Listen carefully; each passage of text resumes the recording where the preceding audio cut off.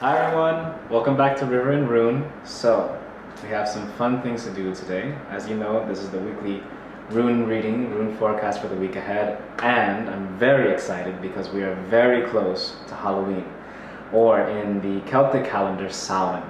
Now, Samhain and the importance of Samhain is that the veil between the worlds, the veil between our world and the spiritual world, is at its thinnest. So what that means is that we have all of these connections and all of these links and the ability to access the spiritual world in ways that we normally wouldn't get during the rest of the year.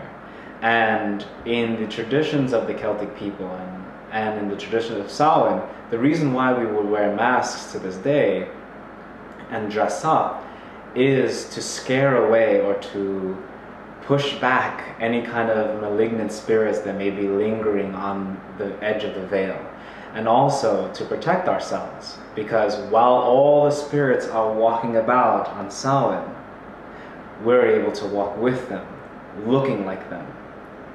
And so that's where the tradition of dressing up for Halloween came from. So, at least from what I have heard. So, in terms of what we're going to do this week, I'm going to have another special rune reading for Samhain, for Halloween, to give a projection for the rest of the Celtic New Year, and that will come with a different card reading, actually. So that'll be fun.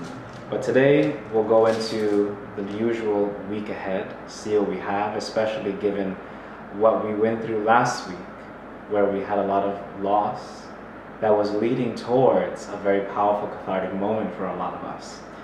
So, without further ado, we'll get to the runes. Okay everyone, let's do it. So of course, keep in mind that this is a general reading for the collective energies that are at play. So find what resonates for you, and if it doesn't resonate, of course, take your time, find something that does, and let's get to it.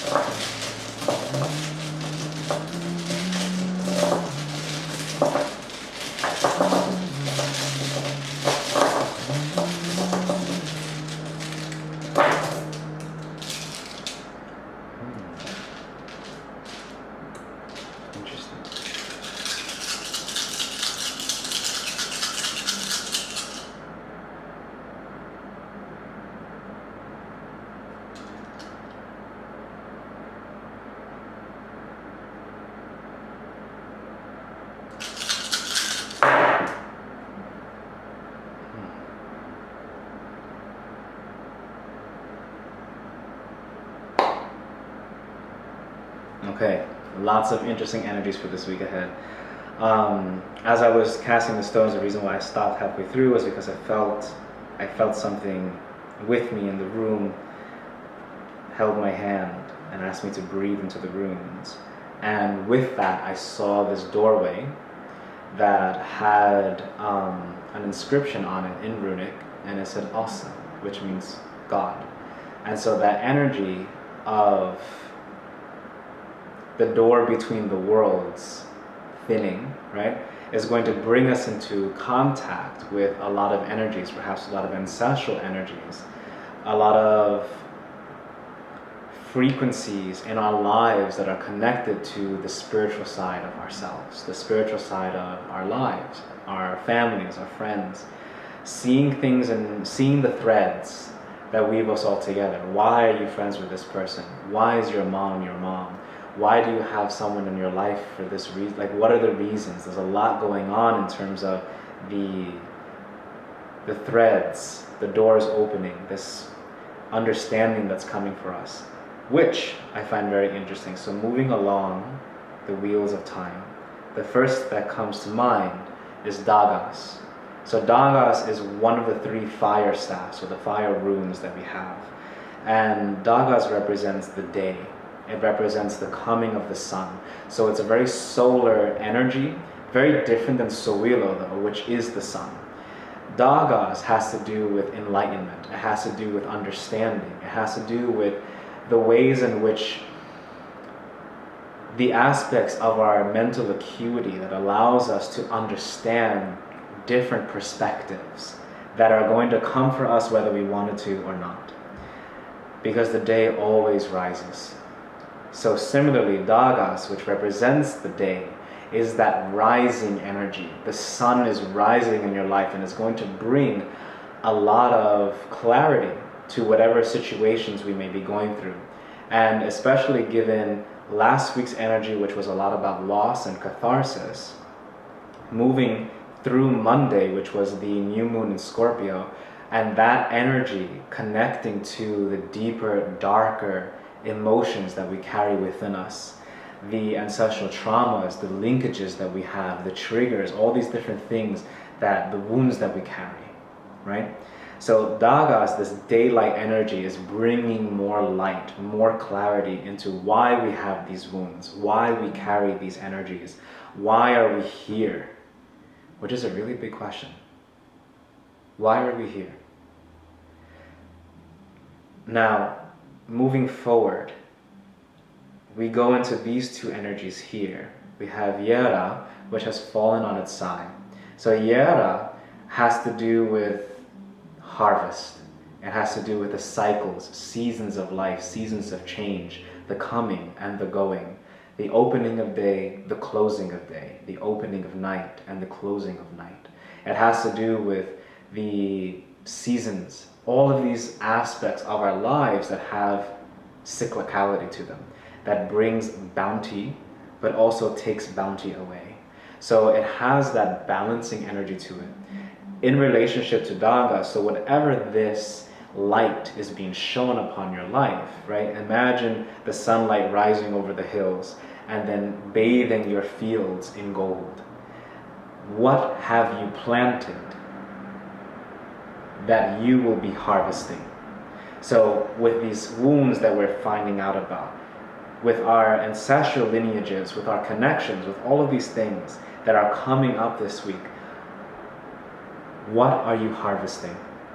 What seeds have you sown in this life and in lives past that are now bearing fruit, whether the fruit be sweet or bitter? And so with that concept, with that image in the mind, we move on to Ewas. So Ewas has been coming out Merkstav, reversed for a little bit of time now, which I find very interesting. And the reason why I say that is because there's a lot of stagnation, or perhaps a lot of energy where transformation is not being allowed to move forward. And this does have to do with perhaps the energies at hand, with this clarity, with all of these things that we're going to be learning about ourselves, the deeper intuitive potential that's awakening to look within, to shine that light and find whatever it is that we haven't been looking at for a long time. And so that, whatever this is going to hit that wall. And we're going to be asked whether we want to change or not.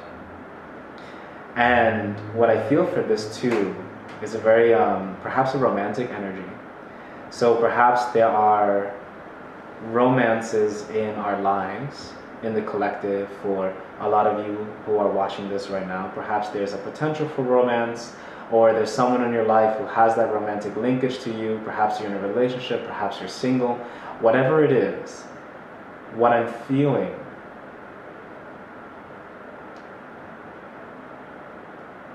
is that the partnership, the potential for this partnership, whatever it is, has come to a standstill.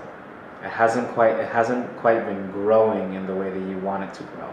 And so this is also something that we have to ask in terms of what is being shed light. What light is being shed upon this?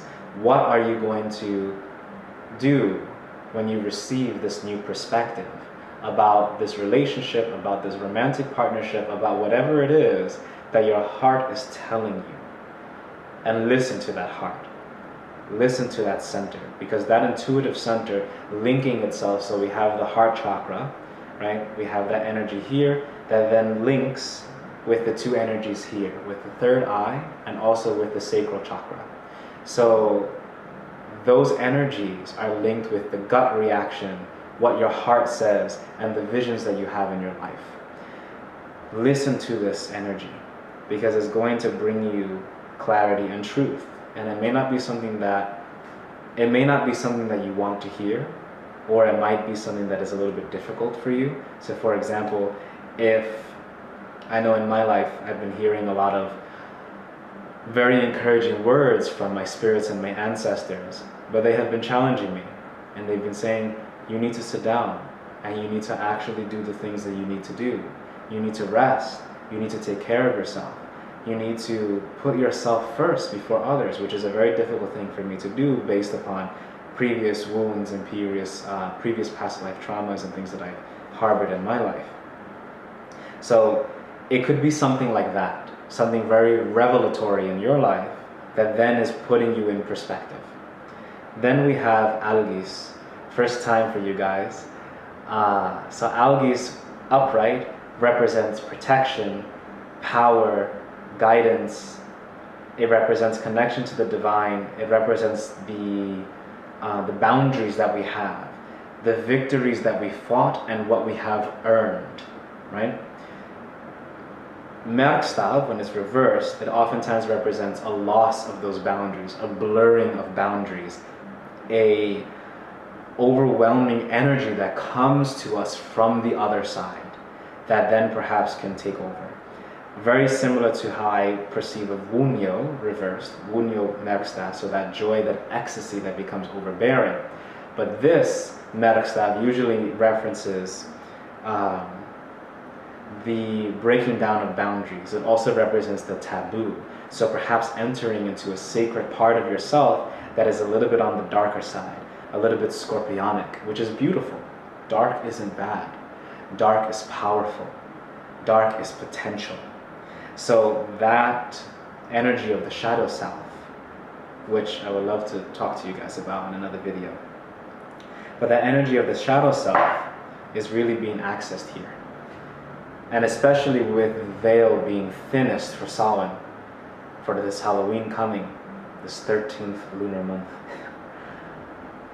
It depends on how we handle this. As we get all of this new information about ourselves, how are we going to address our boundaries? How are we going to connect to ourselves? How are we going to reorganize, recapitulate, reiterate these boundaries in a way that's more beneficial to us after we have learned all of this self-knowledge? So, very, very powerful reading for you guys. Very powerful reading. I find that this kind of reading really addresses the internal awareness that we need to have, especially as the veil grows thinner, as the veil between our worlds wanes, and allows us to have this opportunity to access all of this energy, to access the once mitigated, separated parts of ourselves, the shadowy aspects of our personality, the light aspects of our personality, however you want to perceive it. But essentially these boundaries are blurring, and it provides us a very powerful opportunity to access, to dive into waters that we may not be familiar with, even the waters within ourselves. It takes courage. And I'm sure that all of you guys have the ability to walk into this. Whatever new perspectives or whatever new metaphors may come to help you understand your lives better. So thank you for joining me on this rune reading. Thank you for joining me this week on River and Rune. If you have liked this video, which I hope you have, please subscribe down below and click the little notification button so you know when I send out any new videos. And thank you guys for being a part of the family. I'm very grateful. to have read your runes and to have you guys be a part of my spiritual practice and share this with you, and you all taking the time to sit down and watch it. I will be getting into the romance rune readings this week, which I'm very excited about. I did a test run last week just to see how it would go, and it went pretty well. So I'm excited for that, and I'm going to have a pick a stone reading, which is going to be fun.